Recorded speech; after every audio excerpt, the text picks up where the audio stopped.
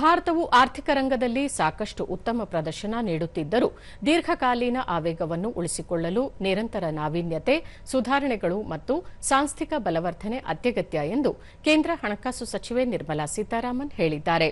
ದೆಹಲಿಯಲ್ಲಿಂದು ನಡೆದ ಮೈಂಡ್ ಶೃಂಗಸಭೆ 2026ರಲ್ಲಿ ಮಾತನಾಡಿದ ಅವರು, ಸದ್ಯದ ಸ್ಥಿತಿಯಲ್ಲಿ ಆರ್ಥಿಕ ಬೆಳವಣಿಗೆ ಮಾತ್ರ ಸಾಕಾಗುವುದಿಲ್ಲ. ಎಲ್ಲರನ್ನೊಳಗೊಂಡ ಅಭಿವೃದ್ಧಿಯನ್ನು ಖಚಿತಪಡಿಸಿಕೊಳ್ಳಲು ಬಲಿಷ್ಠ ಸಂಸ್ಥೆಗಳು, ಪರಿಣಾಮಕಾರಿ ನೀತಿಗಳು ಮತ್ತು ಬಲವಾದ ಬೆಂಬಲ ವ್ಯವಸ್ಥೆಗಳಿಂದ ಬೆಂಬಲಿತವಾಗಿರಬೇಕು ಎಂದು ತಿಳಿಸಿದರು. ನಮ್ಮ ದೇಶವು ಉತ್ತಮವಾಗಿ ಕಾರ್ಯನಿರ್ವಹಿಸುತ್ತಿದೆಯಾದರೂ ನಮ್ಮ ಕಾರ್ಯಕ್ಷಮತೆಯನ್ನು ಎಚ್ಚರಿಕೆಯಿಂದ ಮೌಲ್ಯಮಾಪನ ಮಾಡುವುದನ್ನು ಮುಂದುವರೆಸಬೇಕು. ಮತ್ತಷ್ಟು ಸುಧಾರಣೆ ಅಗತ್ಯವಿರುವ ಕ್ಷೇತ್ರಗಳನ್ನು ಗುರುತಿಸಬೇಕು ಎಂದು ಸಚಿವರು ಹೇಳಿದರು. ದೊಡ್ಡ ಮತ್ತು ಸಂಕೀರ್ಣ ಆರ್ಥಿಕತೆಯಲ್ಲಿ ಬೆಳವಣಿಗೆ ಉಳಿಸಿಕೊಳ್ಳಲು, ಸಾಮರ್ಥ್ಯಗಳನ್ನು ಬಲಪಡಿಸಲು, ದಕ್ಷತೆಯನ್ನು ಸುಧಾರಿಸಲು ಮತ್ತು ಅಭಿವೃದ್ಧಿಯ ಪ್ರಯೋಜನಗಳು ಸಮಾಜದ ಎಲ್ಲಾ ವರ್ಗಗಳನ್ನು ತಲುಪುವುದನ್ನು ಖಚಿತಪಡಿಸಿಕೊಳ್ಳಲು ನಿರಂತರ ಪ್ರಯತ್ನಗಳು ಬೇಕಾಗುತ್ತವೆ.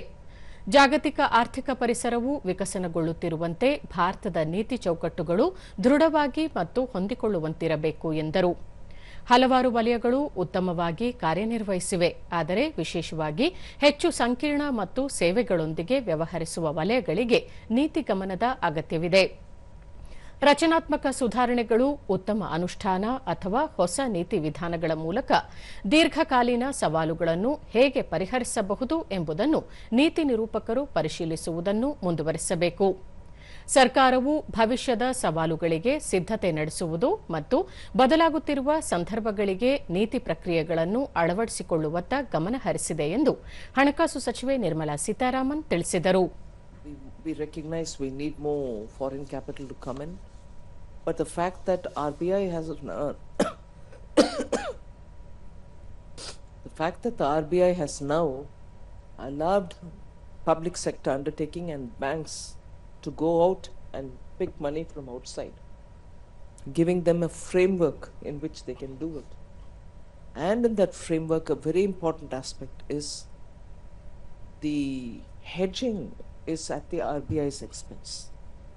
They don't have to hedge for the risks, particularly the currency related risk, the volatility, the exchange rate risk. That will be on RBI. And as a result, the banks can now go unfettered to raise capital from outside. So we have taken a very calibrated approach to make sure that the markets do receive the required